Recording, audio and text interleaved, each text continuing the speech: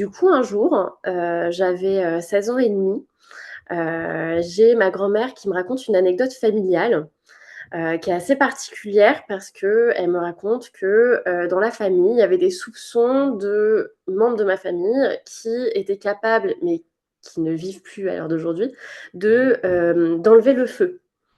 C'est-à-dire, c'est les gens qui, par à distance ou par le toucher, après je voilà, étaient capables en fait d'enlever certaines, blessures, certaines brûlures et cetera, et ça, je trouvais ça fascinant. Alors on n'y croit pas, c'est pas du tout la question, là-dessus, Mmh. mais j'ai trouvé ça fascinant et en fait, ça m'a donné, l'idée, d'une, enfin, je visualisais en fait un enfant qui se brûlait et qui en fait était capable de ne pas ressentir, la chaleur et de ne pas être brûlé, et en fait, tout est parti de là, et en fait, cet enfant, de cette scène que j'ai imaginée, c'est un de mes personnages actuels de mon bouquin, qui s'appelle Noémie, et qui après, en fait, a donné lieu à, plein d'autres, possibilités en termes de dons surnaturels qu'on pourrait posséder.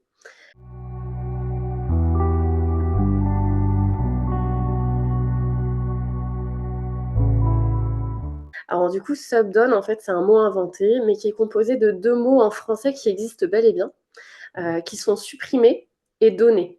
Donc du coup, Mmh. on retrouve ce principe, d'équilibre des dons entre les créateurs donneurs, du coup, que j'appelle, et les supprimeurs, donc ceux qui font disparaître, qui enlèvent.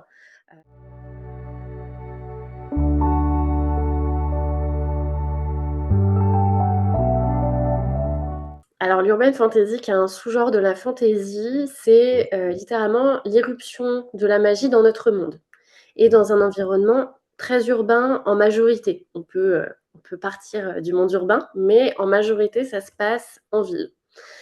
Il faut savoir que l'urban fantasy, on a souvent beaucoup, on lui a beaucoup prêté les urban fantasy à la vampire, aux créatures surnaturelles comme les loups-garous, les vampires, et cetera, un peu comme Twilight, Teen Wolf, et cetera.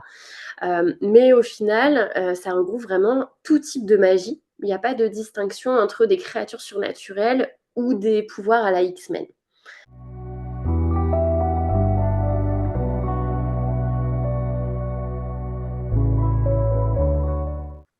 Ça a beaucoup évolué parce que quand j'ai commencé à écrire, voilà, je laissais ma plume courir comme vous dites.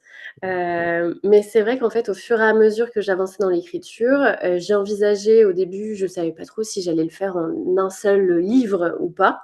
Je me laissais la possibilité et en fait, à la fin de l'écriture du premier tome, du premier jet, donc la première fois que je l'ai écrit, bah, en fait, j'avais encore plein d'idées, et du coup, toutes ces idées-là que j'avais finalement, j'avais ouvert des portes, même sans y penser vraiment pendant le tome 1, et bah, ces idées-là, en fait, m'ont fait dire qu'il fallait que j'en fasse 3 parce que j'avais suffisamment d'idées en termes d'intrigue, d'évolution de personnages, et cetera, pour en faire 3 tomes. J'ai plutôt tendance à être une, autrice architecte, comme on Mmh. dit, mais à me laisser aussi, la liberté, des fois, d'emprunter d'autres chemins ou de faire des détours. Voilà, c'est souvent des petits détours, ou des choses en plus, qui se rajoutent au fur et à mesure. Mais c'est vrai que j'ai une idée très précise de certaines intrigues qui me permet du coup, de distiller plein d'indices avant.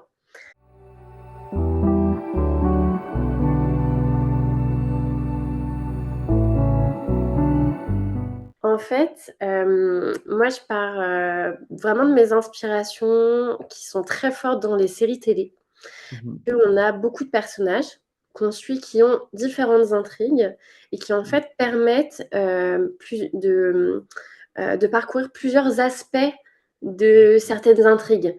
C'est-à-dire qu'il y a des personnages, selon leur personnalité, qui vont avoir tendance plus à entrer dans un chemin pour arriver dans l'intrigue, d'autres vont en prendre un autre, et en fait, je me voyais pas, en ignorer certains. C'est-à-dire que ça aurait été réducteur pour l'intrigue en tout cas et pour les évolutions, de n'en garder que, 2 ou 3, parce que finalement ils vivotent un peu tous ensemble et c'est leur personnalité qui va derrière avoir des gros impacts sur l'intrigue, et c'est vraiment ce mélange de personnalités, qui va enrichir tout ça et qui va rajouter de l'action, de l'enjeu, des interrogations aussi.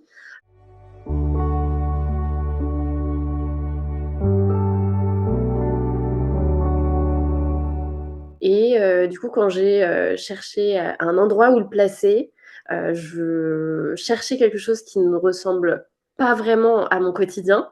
Donc Mmh. c'est vrai que le mettre dans un autre pays, c'était plutôt une bonne idée.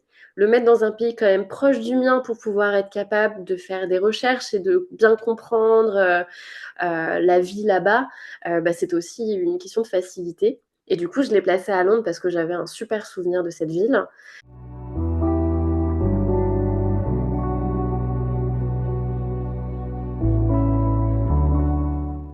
Alors tous les personnages ont pas forcément toutes les mêmes valeurs et cetera, mais on va dire que si je devais un peu généraliser, pour la plupart, je pense que je les ai vraiment conçus, construits pour que, ils soient la preuve qu'en étant nous-mêmes, on peut s'intégrer, on peut apprendre à s'aimer et à être aimé par les autres. C'est vraiment cette quête d'équilibre entre, soi et l'autre que je voulais mettre en avant aussi dans mes écrits. Alors évidemment, certains de mes personnages, trouveront pas forcément le bonheur et cetera, mais en tout cas, des fois, même quand ils trouvent pas leur bonheur, ils trouvent des ressources en eux qui sont importantes, qui font avancer les choses et qui font changer aussi le regard qu'ils peuvent avoir sur eux-mêmes, et le monde.